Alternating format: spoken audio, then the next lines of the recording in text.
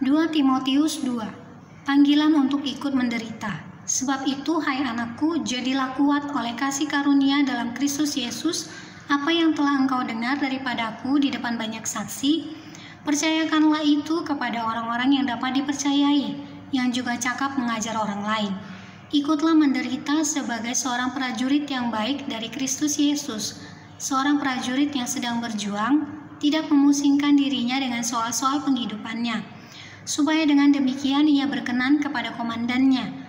Seorang olahragawan hanya dapat memperoleh mahkota sebagai juara apabila ia bertanding menurut peraturan-peraturan olahraga. Seorang petani yang bekerja keras haruslah yang pertama menikmati hasil usahanya. Perhatikanlah apa yang kukatakan. Tuhan akan memberi kepadamu pengertian dalam segala sesuatu. Ingatlah ini, Yesus Kristus yang telah bangkit dari antara orang mati, yang telah dilahirkan sebagai keturunan Daud, itulah yang kuberitakan dalam Injilku. Karena pemberitaan Injil inilah aku menderita, malah dibelenggu seperti seorang penjahat. Tetapi firman Allah tidak terbelenggu. Karena itu aku sabar menanggung semuanya itu bagi orang-orang pilihan Allah, supaya mereka juga mendapat keselamatan dalam Kristus Yesus dengan kemuliaan yang kekal. Benarlah perkataan ini, jika kita mati dengan Dia, kita pun akan hidup dengan Dia. Jika kita bertekun, kita pun akan memerintah dengan Dia. Jika kita menyangkal Dia, Dia pun akan menyangkal kita. Jika kita tidak setia, Dia tetap setia, karena Dia tidak dapat menyangkal dirinya. Nasihat dalam menghadapi pengajar yang sesat.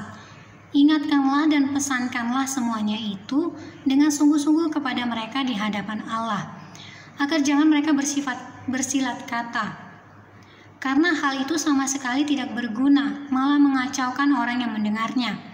Usahakanlah supaya engkau layak di hadapan Allah sebagai seorang pekerja yang tidak usah malu, yang berterus terang memberitakan perkataan kebenaran itu.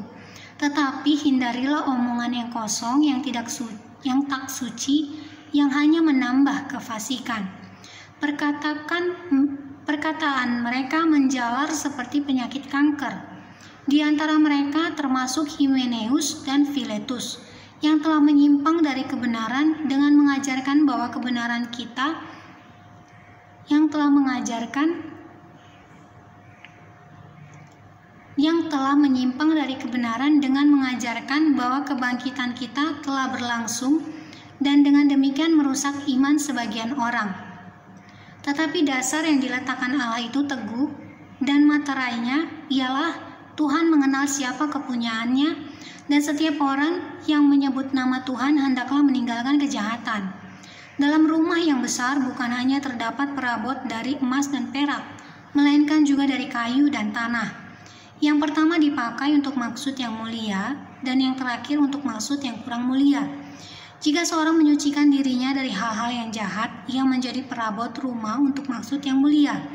Ia dikuduskan, dipandang layak untuk dipakai tuannya, dan disediakan untuk setiap pekerjaan yang mulia. Sebab itu, jauhilah nafsu orang muda, kejarlah keadilan, kesetiaan, kasih, dan damai bersama-sama dengan mereka yang berseru kepada Tuhan dengan hati yang murni. Hindarilah soal-soal yang dicari-cari, yang bodoh dan tidak layak. Engkau tahu bahwa soal-soal itu menimbulkan pertengkaran. Sedangkan seorang hamba tidak boleh bertengkar. Sedangkan seorang hamba Tuhan tidak boleh bertengkar, tetapi harus ramah terhadap semua orang. Ia harus cakap mengajar, sabar, dan dengan lemah lembut dapat menuntun orang yang suka melawan. Sebab mungkin Tuhan memberikan kesempatan kepada mereka untuk bertobat dan memimpin mereka sehingga mereka mengenal kebenaran. Dan dengan demikian mereka menjadi sadar kembali. Karena terlepas dari jerat iblis yang telah mengikat mereka pada kehendaknya.